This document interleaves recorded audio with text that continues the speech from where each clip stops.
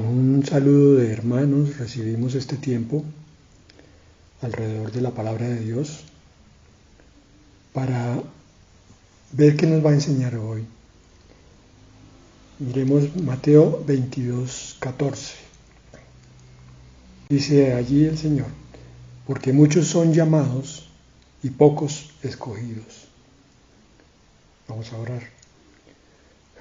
Padre, te damos gracias, Señor, por tu manifestación en nuestras vidas, por tu presencia en nuestras vidas. Te damos gracias, Señor, por tus continuas bendiciones. Y hoy agradecemos especialmente esta que nos das a través de tu palabra. Hoy estamos seguros que vas a limpiar nuestros ojos, el entendimiento, la comprensión de tus cosas. Vas a hacernos mirar tesoros escondidos. Vas a darnos la porción de tu amor como siempre. Gracias, Señor, por tu palabra que renueva nuestra vida espiritual continuamente. Gracias, Señor, por la obra de tu Espíritu Santo que graba esta palabra en nuestra vida y la pone por obra. En el nombre de Jesús. Hoy tenemos un pasaje bien corto, bien concreto, y no podemos negar que nos sacude interiormente. Es una palabra que nos dice que hay unos que son llamados. Y esos llamados, lo dice la palabra, son muchos. Lo vemos continuamente, vemos gente que se acerca a preguntar del Señor, que oye la palabra y muestra simpatía, que se acerca a las iglesias, que contacta las redes sociales de búsqueda espiritual, y especialmente en este último tiempo, en el tiempo de esta pandemia, los corazones están siendo sacudidos y mucha gente está mirando su corazón con ese reconocimiento de que necesita una respuesta interior. Pero la palabra es clara, dice que aunque son muchos los llamados, finalmente son pocos los escogidos, porque los escogidos son aquellos que han mostrado un corazón especial, unas condiciones especiales de su ser, de su búsqueda. Vamos a ver cómo profundizamos esta palabra y para ello vamos a mirar un pasaje un poco más profundo que nos aclara esto precisamente.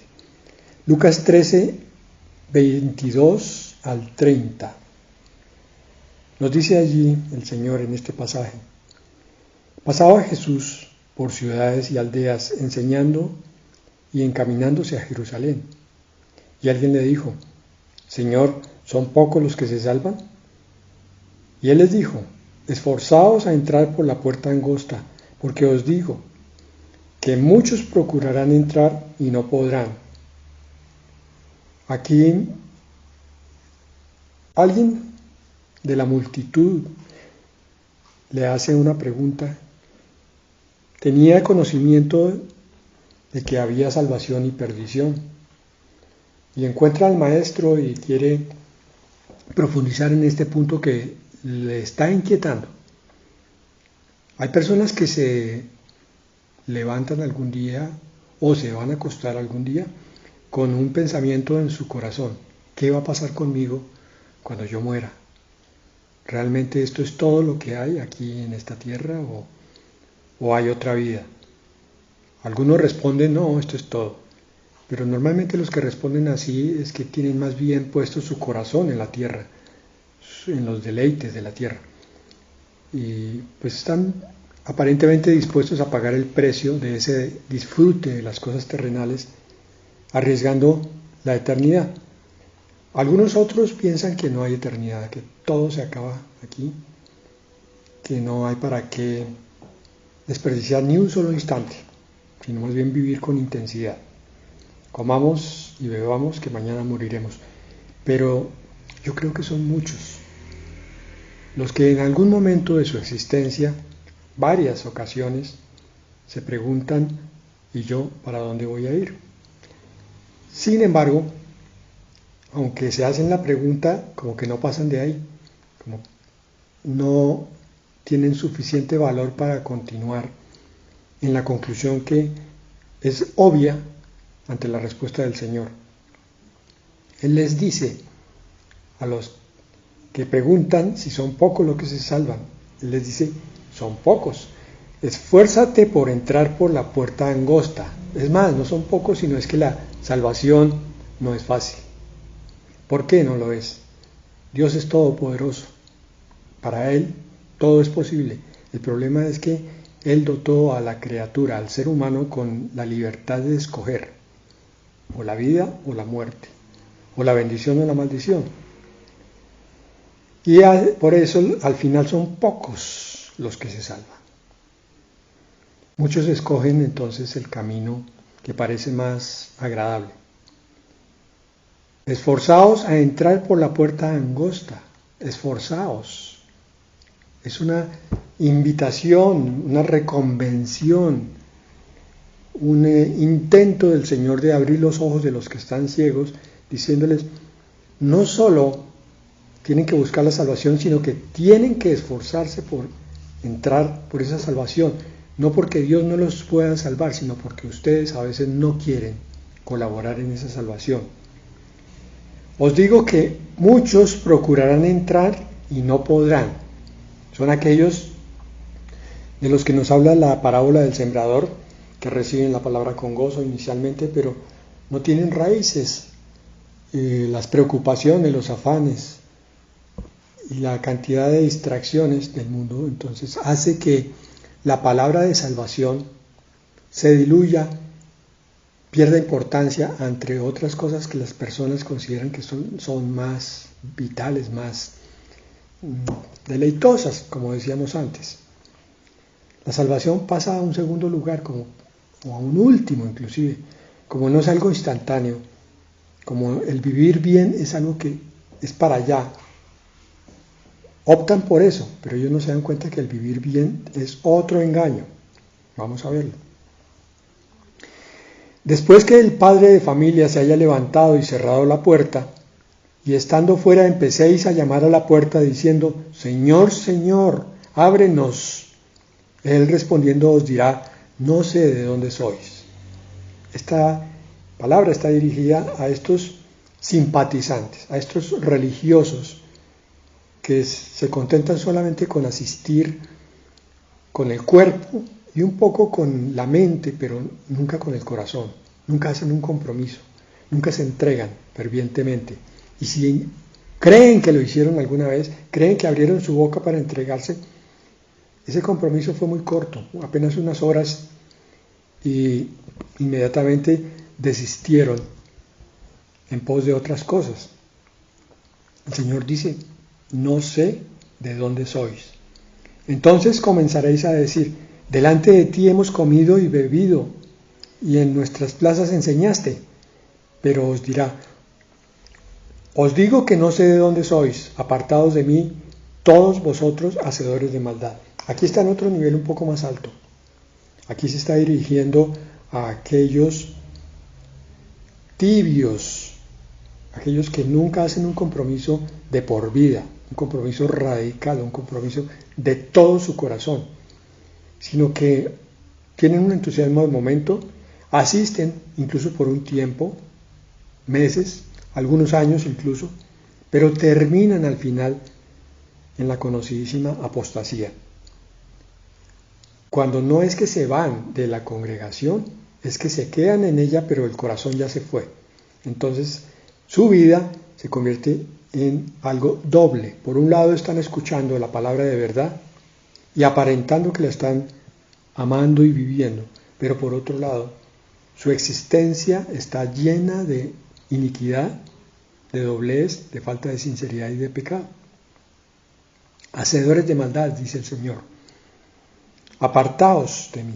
Allí será el llanto y el crujir de dientes, cuando veáis a Abraham, a Isaac, a Jacob y a todos los profetas en el reino de Dios, y vosotros estéis excluidos, porque vendrán del oriente y del occidente, del norte y del sur, y se sentarán a la mesa en el reino de Dios. Y he aquí, hay postreros que serán primeros y primeros que serán postreros. Algunos que empezaron con mucho ahínco, mucho entusiasmo, mucha palabra en su boca diciendo, ¡ay, qué delicia esto! ¡Qué hermosura de palabra! Pastor, usted es el mayor predicador que hay en el mundo. Con el tiempo empiezan a enfriarse y se convierten en últimos.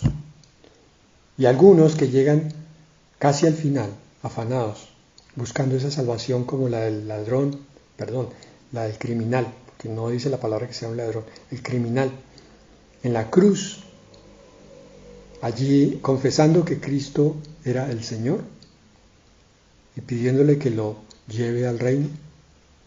Ese fue salvado de los últimos. Y este tiempo es de cosecha de últimos, de los que quizás muchas veces han oído la palabra del Evangelio y no han tomado su decisión. El Señor está sacudiendo, conmoviendo, para que estos últimos se definan finalmente en este último tiempo. Mateo 13 al 14 nos profundiza aún más este fenómeno, porque estamos aquí ante una situación bastante llamativa. El ofrecimiento del Señor es todo un tesoro. Es primero Él mismo, es segundo la vida eterna, es además el cielo y todas sus recompensas. Pero como hay un dicho en la tierra, todo lo que vale la pena hay que lucharlo. Ese dicho también está en la palabra de Dios de esta manera: esforzaos, lo dice aquí en Mateo 7:13 al 14.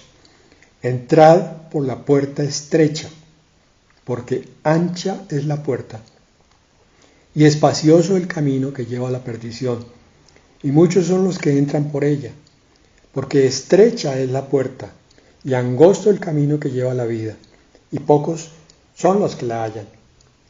Yo sé, hermanos, que ustedes conocen esta palabra, la han oído. Lo que pretendemos hoy es que la meditemos en profundidad, para que sepamos que encontrar el tesoro, ya alguna vez lo dije antes, una mina de oro, una perla preciosa, pero en este caso la salvación y la vida eterna, en este caso es Dios mismo. Para ello hay que pagar un precio, porque el Señor nos da todo gratis en cuanto a facilidades, en cuanto a ayudas, pero la decisión de si sí escogemos o no está solamente en nosotros. Dios no nos va a forzar, no nos va a obligar a que entremos por ninguna de las dos opciones que están aquí. Habida cuenta de que no hay más opciones. O somos de un equipo o somos del otro. Y no hay término medio. La religión, en la que de pronto crecimos muchos, nos engañó diciéndonos que había una tercera opción que estaba en la mitad, donde habría que de pronto pagar un poquito de sufrimiento para finalmente salir al descanso. Eso es mentira. En ninguna parte está otra cosa distinta de la salvación o la perdición, el cielo o el infierno. Entonces ese es el punto que hay que tener claro. ¿Qué es lo que estamos caminando, buscando y decidiendo cada día? Sabiendo que son solamente dos opciones y que cada acción de cada día marca mucho de esa decisión, porque no sabemos en qué momento el Señor viene y nos toma por sorpresa. De pronto habíamos pensado que la decisión se podía postergar y postergar y postergar, pero nos sorprendió el ladrón en la noche. Mateo 7:13 dice: entrad por la puerta estrecha. Jesús habla a un auditorio y le lanza una invitación formal para aceptar sus principios, porque aquí está en medio del Sermón del Monte y les ha expuesto una cantidad de realidades del reino de Dios. En medio de esta exposición de principios del reino, lanza esta invitación: acepten los principios del reino.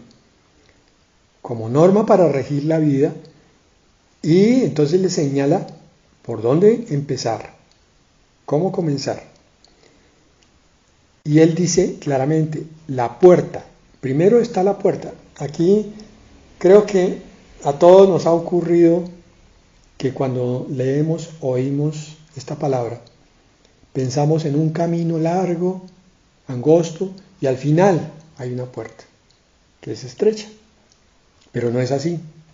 Esto es al revés.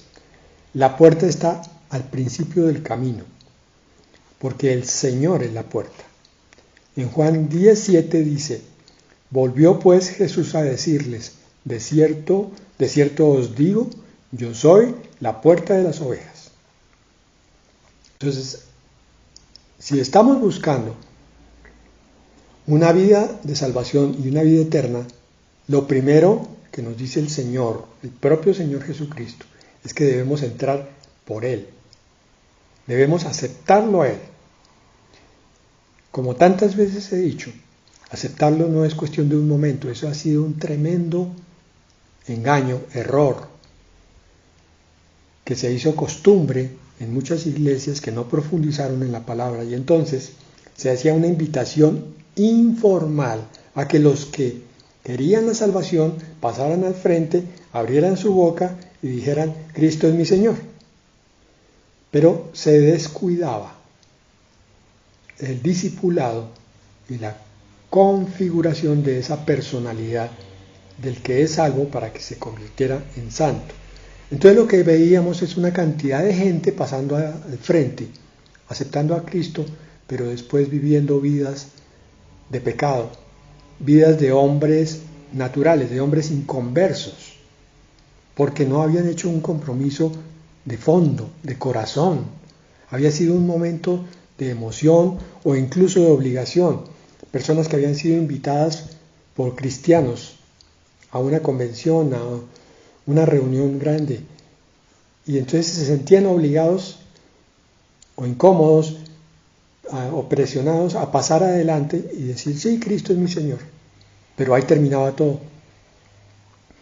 Eso hizo que se fuera llenando poco a poco las iglesias cristianas de creyentes a medias, de creyentes sin compromiso, de creyentes tibios, porque nunca entendieron que tenían que entrar por la puerta. Entrar por la puerta significa que, como es estrecha, está descrita aquí, no hay suficiente espacio para que pase mi yo con mis cosas, mi dinero, mis títulos, mis cualidades, mis posesiones, todo tiene que quedar afuera al entrar por esa puerta. Pero no solo eso, hay algo más que tiene que quedarse afuera. Lo único que tiene que entrar es el espíritu del ser humano lleno del espíritu de Cristo. El ego de la persona tiene que quedarse afuera. Entrar por la puerta de Cristo significa aceptar sus condiciones y convencerse de que se inicia una nueva vida de ahora para siempre. No sé cuántos han caído en cuenta de eso. Los que alguna vez nos casamos, en una ceremonia, entendimos que en ese momento estaba cambiando nuestra vida radical, diametralmente. Ya nuestra vida no iba a ser igual. Ahora íbamos a vivir en función de la persona con quien nos casábamos.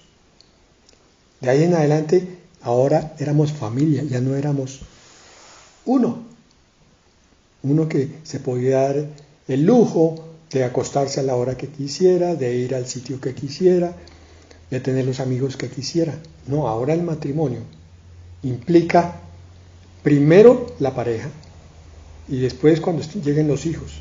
Y por último, las otras cosas, los amigos, los deleites, los disfrutes, todo eso en función de los amigos pasa a un último lugar.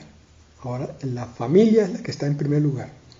Lo mismo es el compromiso con Cristo. No sé cuántos entienden esa parte cuando aceptan al Señor en su vida. Aceptan que su vida tiene que cambiar radicalmente, que tiene que dejar las cosas que vivía antes para su egoísmo. Ese egoísmo ahora tiene que quedar atrás. Porque Él es también el camino. Juan 14:6 dice, Jesús les dijo, yo soy el camino y la verdad y la vida. Nadie viene al Padre sino por mí. El que desee entrar en el reino de los cielos, el que quiera tener vida y en abundancia, debe entrar por medio de Cristo. No hay otro camino. Y como es el camino, yo como caminante tengo que adaptarme al camino. Si hay obstáculos, si hay piedras, tengo que o quitarlas o rodearlas, evitar los huecos. Donde hay posada, allí puedo descansar. Pero donde no lo hay, tengo que continuar hasta que llegue al final. Porque tengo claro que si me quedo en la mitad del camino, no estoy haciendo nada. Y que si me devuelvo, va a ser peor. Nuevamente surge aquí que el que pone las condiciones, igual que el de la puerta, ahora es el del camino. Es el Señor. Nuevamente queda aquí claro y patente que el Señor Jesucristo no solo es mi Salvador, Él es mi Rey. Como Rey es mi gobernante y como gobernante Él es el que dicta los decretos, las leyes y la última palabra de mi vida. Por tanto, yo tengo que vivir en función de lo que dice mi Señor, no de lo que yo diga. Por eso es una puerta estrecha. La puerta está al comienzo del camino, vuelvo a repetir eso, no al fin. Es estrecha y por ella solo se puede pasar con lo esencial para el viaje. No se puede llevar cosas superfluas. Los que escuchaban al Señor en esa época lo podían entender porque ellos caminaban, no como nosotros. Nosotros nos subimos a un carro y cogemos una carretera y ahora muchas son amplias y hasta autopistas. El concepto de camino estrecho no está muy de acuerdo con la mentalidad del siglo XXI, a menos que se sea un campesino, vive en sitios apartados, se entiende entonces que hay caminos que son desfiladeros de montaña y hay pasos muy angostos en los cuales solamente cabe una persona. Y es allí donde hay que tener mucho cuidado, precisamente para no despeñarse. Aparte de eso, las puertas en los pueblos de aquella época, de hace más de 2000 años, solían cerrarse al atardecer, cuando el sol se ocultaba, por seguridad en las ciudades, y en todas las casas las puertas se cerraban y se trancaban por dentro. Entonces, el que iba a entrar por esa puerta tenía que apresurarse. Y el que iba a caminar por estos caminos que eran peligrosos, tenía que hacerlo a la luz del día también, rápidamente, no en la oscuridad. Lucas 13:24 nos dice, esforzaos a entrar por la puerta angosta, porque os digo que muchos procurarán entrar y no podrán. Esta es una de las crisis de la iglesia actual. Muchos hablan de la cantidad de convertidos que hay, pero también muchos otros hablan de la cantidad de esos convertidos como no legítimos, como parte de esa iglesia tibia que va a ser vomitada. Solamente hay un pequeño remanente, una porción escogida de entre todos estos que llegaron a ser salvos. Y hay una figura que a mí me llama siempre la atención. De entre la multitud del mundo, el Señor llama a unos que creen en Cristo. Se convierten en un pequeño montón de entre toda la multitud mundial. Pero de esa multitud que es llamada, vuelve el Señor otra vez a pasar otro sedazo, otro filtro. Y entre todos los que aceptaron a Cristo, queda apenas un remanente final, que son los que hicieron el compromiso y estuvieron dispuestos a aceptar las condiciones del Señor, es decir, a pagar el precio. Esforzaos a entrar por la puerta angosta, porque os digo que muchos procurarán entrar. Muchos saben que les va la vida, Muchos saben que la predicación es verdad. Muchos saben que hay un cielo y un infierno y quieren la vida eterna, pero no se esfuerzan. No podrán, porque les gana el mundo o la carne. Espacioso es el camino, dice el Señor, entonces, por el contrario, de la contrapartida. El camino que lleva a la perdición, y muchos son los que entran por ella.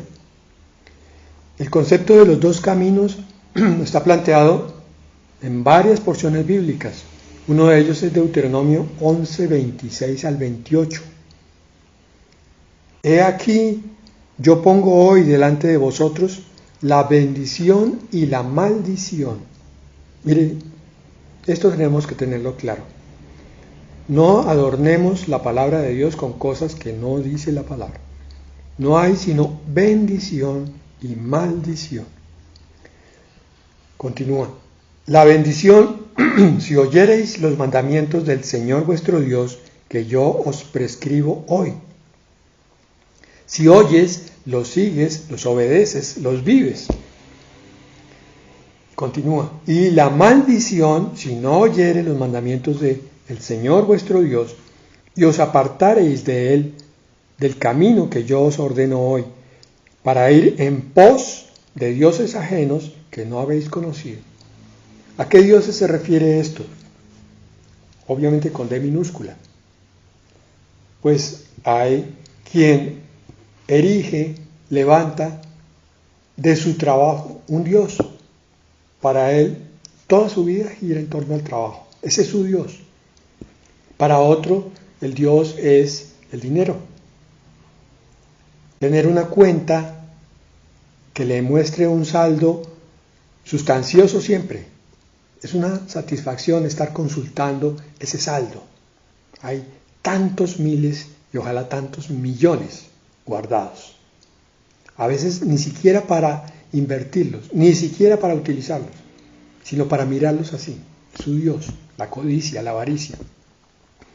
Otros usan ese dinero que anhelan tanto, pero para conseguir cosas materiales. Entonces buscan comprarse un carro exageradamente llamativo que casi ningún otro tenga.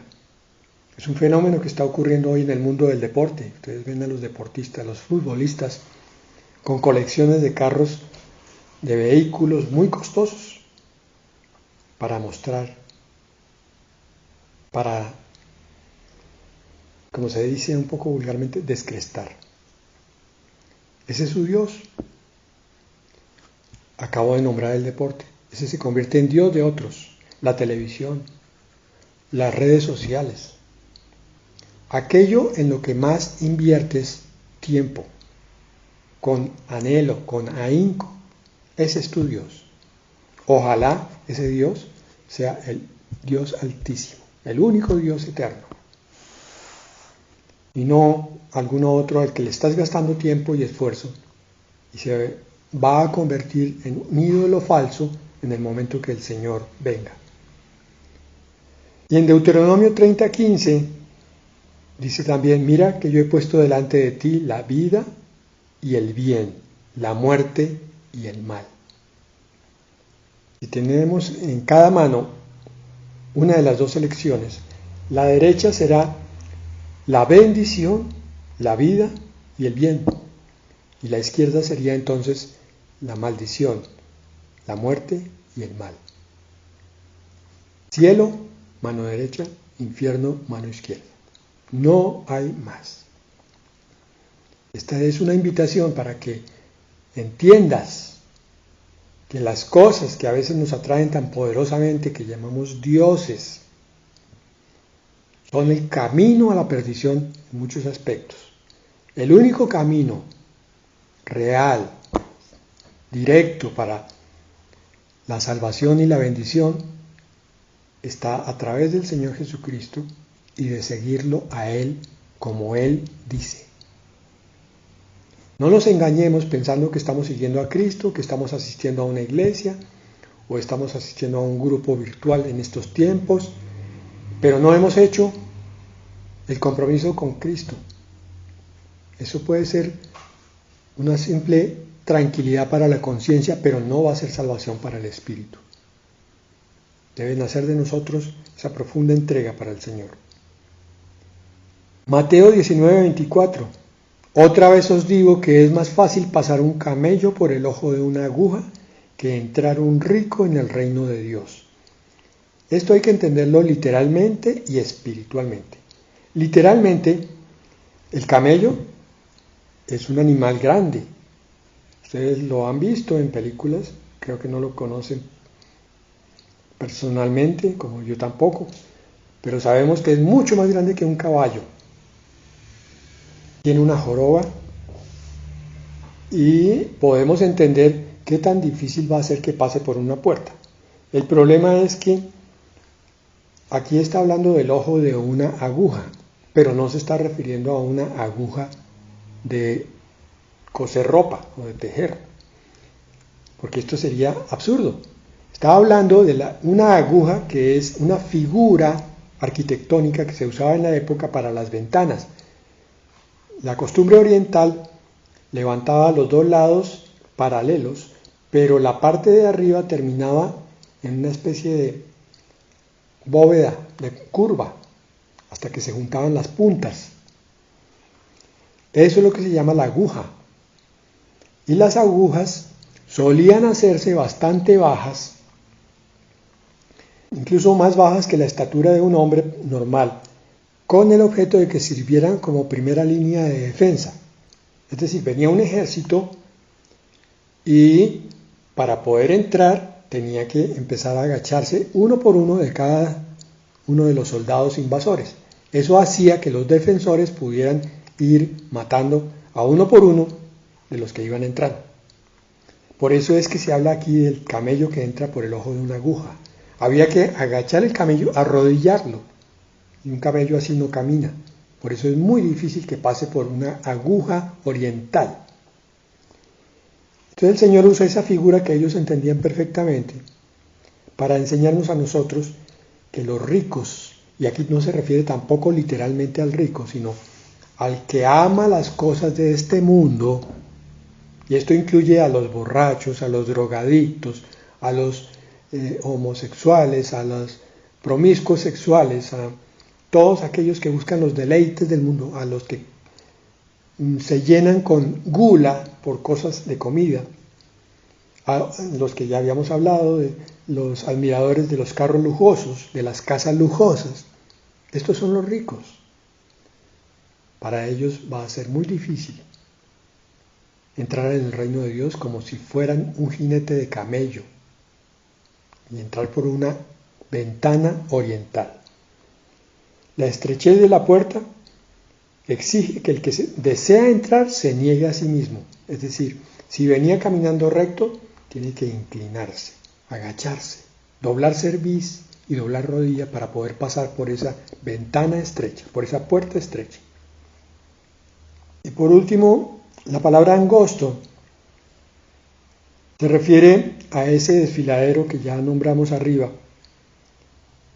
pero que es difícil por la sencilla razón de que no son muchos los que quieren encontrarlo, porque la mayoría prefiere ir en su vehículo por una autopista ancha, donde ellos vayan sentados. Pero ustedes se pueden imaginar lo que implica caminar por un desfiladero,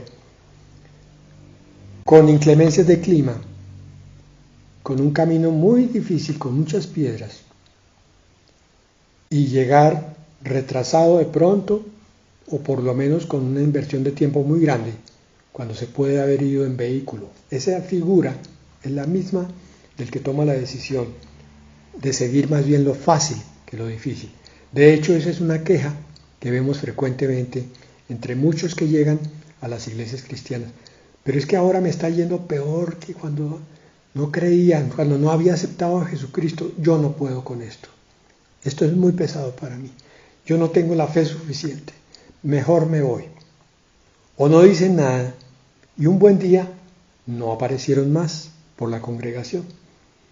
Los vimos 3 veces, una vez, 20, 30 o 50 veces, pero nunca más volvieron, no solo a esta congregación, sino a ninguna. Decidieron finalmente en forma muy dolorosa para el Señor y para los creyentes verdaderos, apartarse finalmente hacia las cosas que no les dan vida eterna. Para terminar, mis hermanos, voy a retomar un póster que circula por las redes sociales, que me parece muy acertado al tema y con muchas verdades aquí. Por eso voy a leer algunas de ellas. Un cristiano verdadero es una persona extraña en todos los sentidos. Él siente un amor supremo por alguien que él nunca vio. Qué hermoso, ¿no? ¿Lo has meditado? Tu Dios, ese Dios grande, ese Dios amoroso, nunca se te ha manifestado visiblemente. Quizás a unos pocos, a un Pablo, a algunos varones en la antigüedad que están allí en la Biblia, pero a la gran mayoría del pueblo cristiano nunca se le ha mostrado como tal. Sin embargo, hay muchos fieles, a pesar de nunca haberlo visto. Conversa familiarmente todos los días con alguien que no puede ver, el cristiano verdadero. Habla solo. Si llegara algún inconverso con una filmadora, con una cámara de video, se reiría diciendo que el cristiano es loco, porque o bien está hablando con voz audible, o bien está en una actitud donde se sabe que está pasando algo en su interior. Pero eso es extraño, eso no se ve en el mundo de los incrédulos. El cristiano verdadero espera ir al cielo por los méritos de otro. No es por nuestros propios méritos, eso lo sabemos. Se vacía para poder estar lleno. Yo tengo que desocuparme de mi yo para que Cristo me llene. Admite estar errado para que pueda ser declarado justo. Este es inconcebible. Solamente cuando yo confieso mi pecado es que entonces soy acepto ante el amado. Él me declara justo. Desciende para poder ir a lo alto. Se humilla, se postra. Es más fuerte cuando Él es más débil. Es lo que nos decía Pablo en Corintios. Cuando soy débil, soy fuerte. Por eso me gloriaré más bien en las tribulaciones. Es más rico cuando es más pobre. El cristiano puede ser generoso, desprendido de las cosas porque ha entendido que su Dios es su tesoro. Más feliz cuando se siente peor. Todo obra para bien en aquellos que aman a Dios. Muere para poder vivir, muere a su yo, para que viva Cristo en él. Renuncia para poder tener, ya lo vimos. Dona para poder mantener. Ve lo invisible, oye lo inaudible y conoce lo que excede a todo entendimiento. Qué hermoso esto. Qué hermoso que tú pertenezcas a esta descripción. Tú, como verdadero creyente, apegado a tu Señor, escogiste el camino estrecho, o angosto, y la puerta estrecha. Decidiste aceptar las condiciones en contra de tu comodidad y de tu confort, porque simplemente estás pensando en una persona y en un futuro, en la presencia de tu Dios todos los días de tu vida, por toda la eternidad. Y en un cielo donde ya no habrá lágrimas, ni dolor, ni enfermedad. El cristiano verdadero es, por eso, un verdadero tesoro para su Dios. El Señor lo mira y ve a Cristo formándose en él. Y entonces dice, nadie los arrebatará de mi mano. Son mi especial tesoro. Son la niña de mis ojos. Así que vale la pena, hermano, en este momento que te esfuerces, que seas valiente, que camines cada día la última milla, porque no sabemos en qué momento venga el Señor. Que te esfuerces hoy si estás cansado, si no has recibido reconocimiento de los tuyos, si te han criticado, si has sido menospreciado, esfuérzate. Esa es parte de la vida de Cristo. Levántate otra vez si caíste, si te resbalaste. No hay ningún problema, solamente mira a tu Señor y entrégale la causa que te hizo resbalar. Y verás que puedes volver a caminar con Él. Él te va a ofrecer su brazo, su consuelo, su abrazo. Y te va a dar nuevas fuerzas. Y te va a decir, otra vez estoy contigo. Continúa. Hermano, hermana, ánimo. Queda poco tiempo. El Señor está viniendo ya por su iglesia, por su pueblo. Está viniendo por aquellos que fueron fieles a Él, por aquellos que se comprometieron con Él, por aquellos que a pesar de no ver, incluso de estar dudando si están haciendo lo correcto, continúan creyendo la palabra que oyeron y que leyeron y la toman como algo que les guía su vida, como una brújula, como una luz. Y aunque no ven, aunque no entienden, avanzan otra vez. El Señor nunca los ha abandonado, mis hermanos. Nunca nos ha quitado su apoyo, su presencia. A veces parece que se hubiera alejado, pero lo hace con el propósito de fortalecernos, con el propósito de que lo echemos de menos, con el propósito de que lo busquemos con más corazón.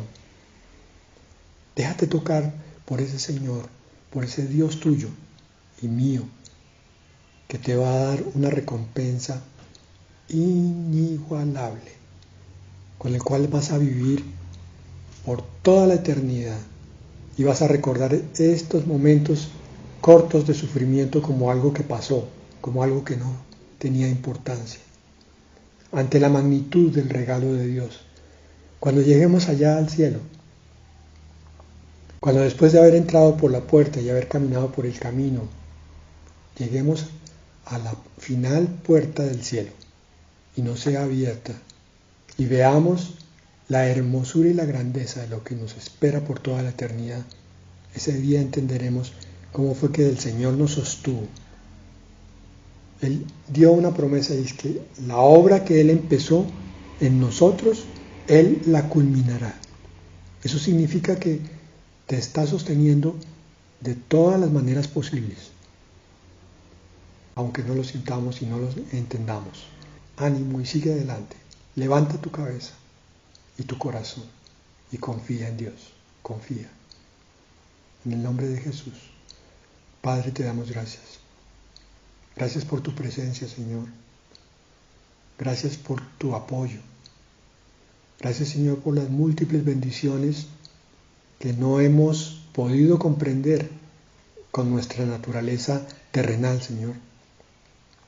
Tú has venido muchísimas veces a darnos cosas que ni siquiera sentimos, no las comprendimos, no las vimos, pero allí están. Tú nos diste fortaleza, nos diste fuerzas renovadas, Señor. Nos diste una nueva visión espiritual, nos diste una voz de aliento con tu espíritu.